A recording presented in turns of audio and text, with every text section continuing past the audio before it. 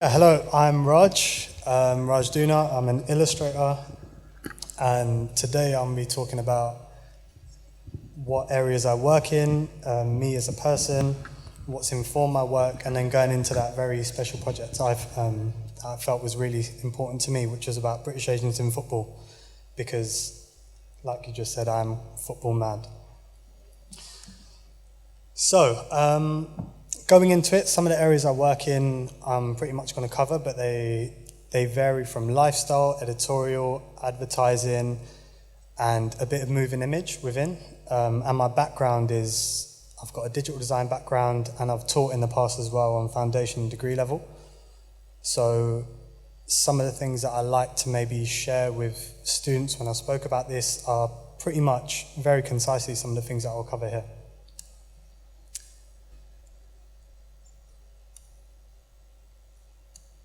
So with this being lifestyle kind of work, some of the things that I like to explore are things we do in our day-to-day, looking at fashion, looking at how people congregate with one another, and then also adding additional elements that are kind of moving image, just to add a bit more depth to the work. And I've always been fascinated by photography, but I was never that good at it. So I figured I could put that depth of field in my work to add some layering to the pieces.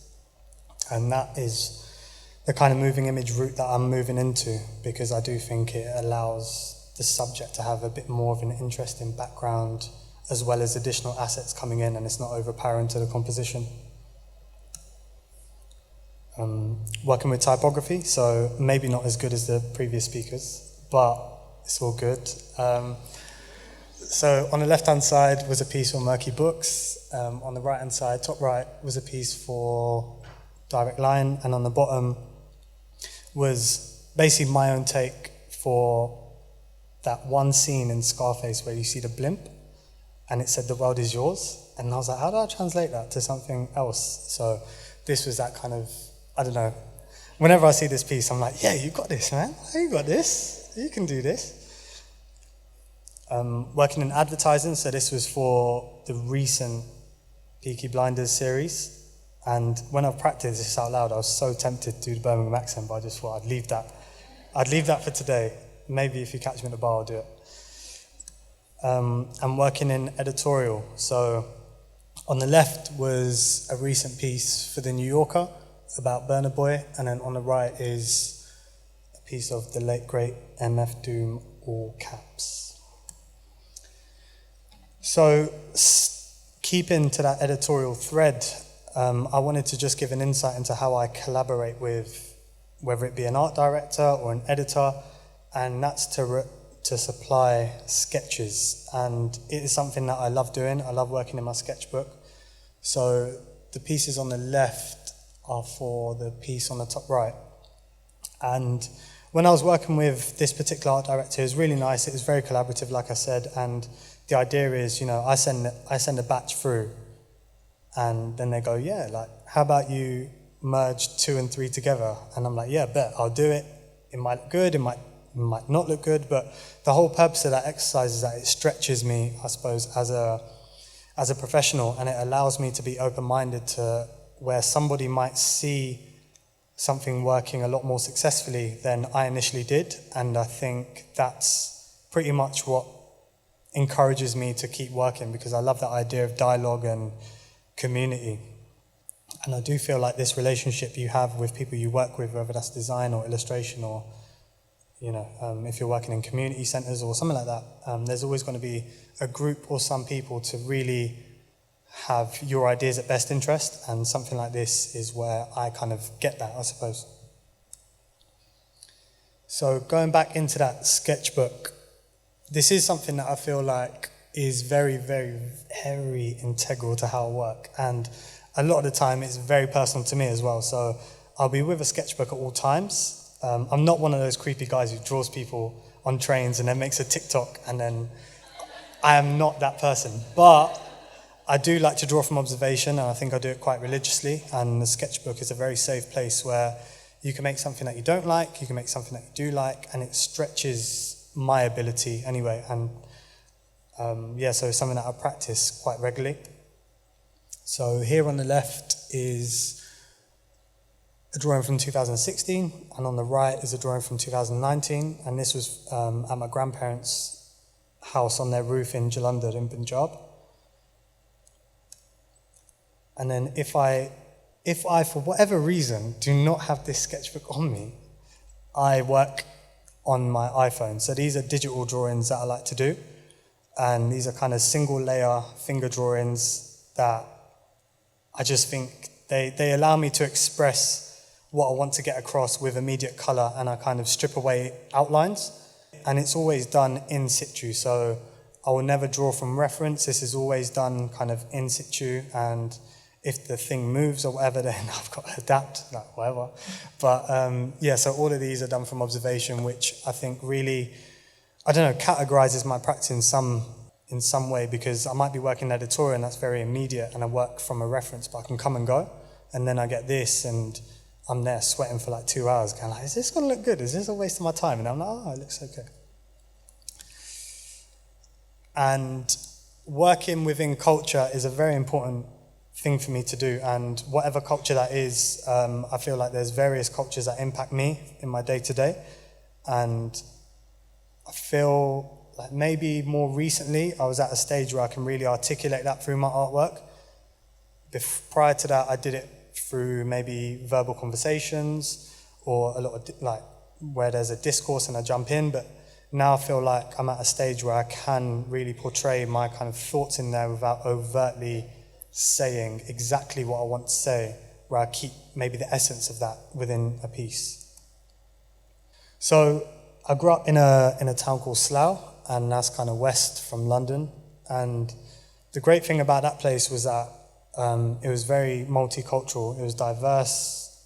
Everyone kind of bonded with one another. And as cliche as this sounds, but we didn't really look at nationalities. We just kind of looked at, like, are you safe or not? Like, are you cool? Like, you're fine? And then we would spark a relationship like that. And within this work that I'm trying to, get across moving forward as well, is that things like barbershop culture, things like football culture, things like jerseys, because I suppose this was very much of the surrounding that I was in, but never had a direct role model of somebody who did something in the creative industry. So it was very much smoke and mirrors. I had no idea that there was even a creative industry. I didn't even know that there was a term called illustration. So it was that thing that you just kept to this thing that you liked, and other people would say it was wavy, so you'd keep to it as well. It's the only thing that will keep your attention, and then you just carried on with that thing. And with that being said, football, music videos, hairstyles, things that really demonstrated how to be an individual is kind of where I looked at inspiration, because then I saw that in those areas, they're unapologetically doing what they do, and it looks so good. So I thought, okay, I can do this, but in maybe this area, and I'll hopefully develop. So yeah, with that thing of basketball jerseys, this was a personal piece of a recent show called The Winning Time. And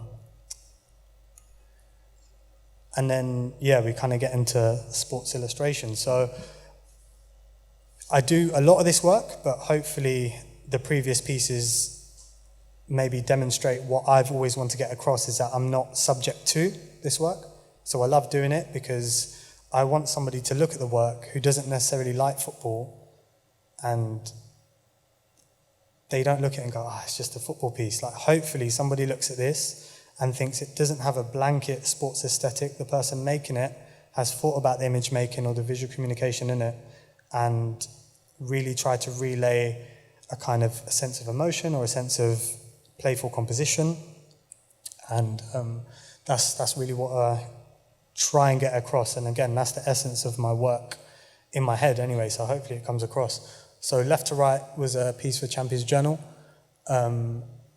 Right of that was a piece for Visa, that was for the Women's Champions League final. Right of that was a piece for Versus and Nike.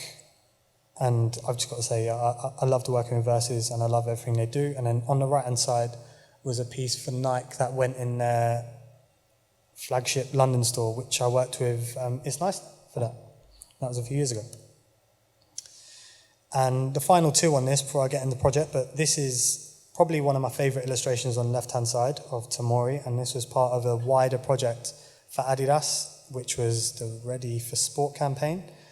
And there is something that I adore about side profiles. I was thinking about doing the whole thing like this as well, but I thought better not. That'd be quite strange.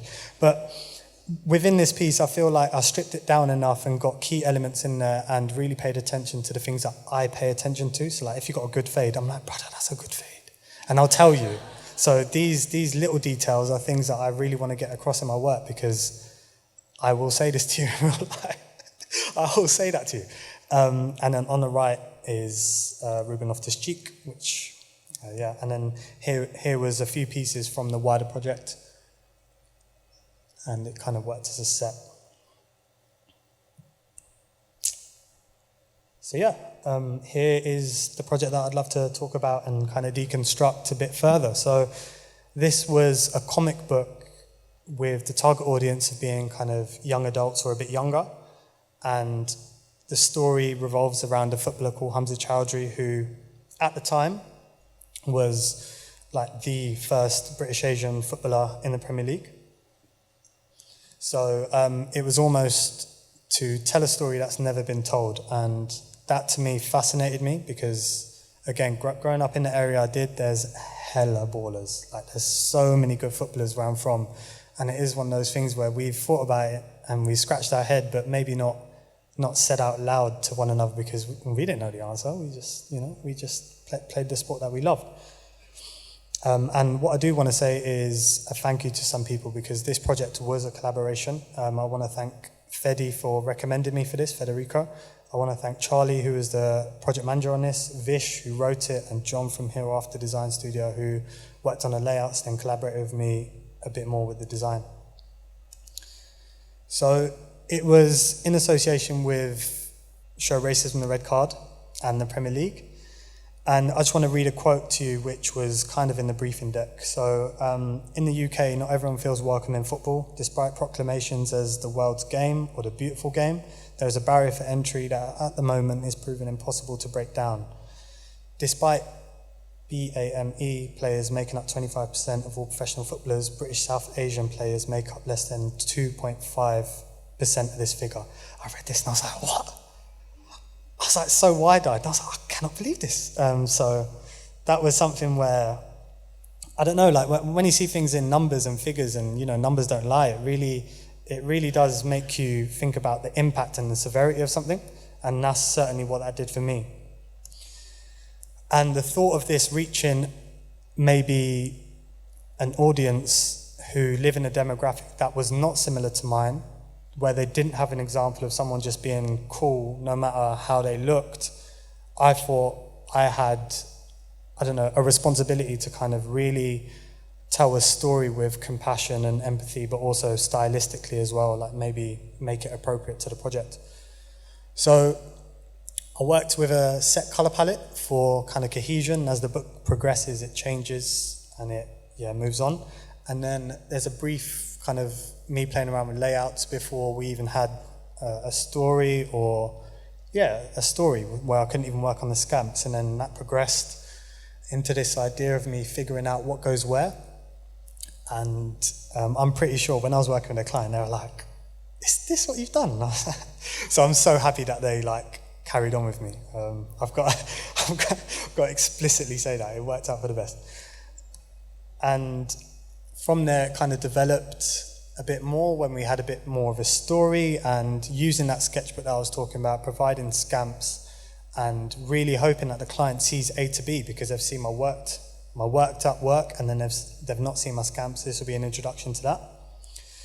And then, then it kind of progressed a bit more. And like I said, this served as a what goes where, and a lot of things changed, a lot of the tiling or the panels. Yeah, and funnily enough, like Hamza Choudhury, I don't know if you know him, but he had a huge afro, and like I was saying about barbershop culture and hair culture, I think is so significant to an individual. So that was really nice to get to grips with and really play around with. So here were the initial ones that kind of got approval, me drawing quite loosely from what he looks like as a kid to an adult, and it was approved. And then I kind of figured out how to strip this down because I thought actually it'll probably be too much to do. And I think there was 70 plus illustrations within this book, all done within a month or less than, and that's including 3 rounds of amends, a lot of conversation, and the story coming in and out. So had to work fairly quickly on this, which, all good. I don't mean that in a cocky way, by the way. I just mean, fine, like, that's what the brief was. Yeah. And then I figured out this way of how I could work in a process. So I worked on this outline, then I worked on shading, and then I kind of introduced color. And here are some of my favorite pieces. And also to add, I did animate bits like this so it could live on social as well. So Hamza Choudhury has Bengali roots and I've got Punjabi roots. So even though they're not the same, but there are some nuances with Asian culture that you can say, okay, like how about I introduce this? And to Charlie's credit and the team's credit, they allowed me to really kind of put my ideas and thoughts into the mix. And I felt like that added, authenticity is probably the wrong word, but I do feel like it steered it in maybe a better direction, along with Vish as well. And some of the research that I did for this was watching Hanna-Barbera cartoons, and oh my days, I was just watching so much Scooby-Doo. And you know when someone's unveiled as the villain, you're like, what? How's this person the villain? So that was the best research ever, and I tried to include maybe some satire within it or some light-hearted moments that would connect with the viewer, I suppose. And there is this image of Hamza and his mum having a conversation that goes throughout, and when I was working this up, that was probably my most, I don't know, powerful thing that I feel like came across in terms of my opinion, because as he grew up, he still had the lessons, and that culture of family and identity was very tied into this. Look at that, so sick. And yeah, here's some of the spreads. So just let you know, like there is a link to this. If you did want to go on my Instagram and get the link, you can see the full comic book digitally, and we can see that color palette kind of moving on. So it starts yellows, goes into reds and greens, and then when he joins Leicester, it's kind of a lot of blues.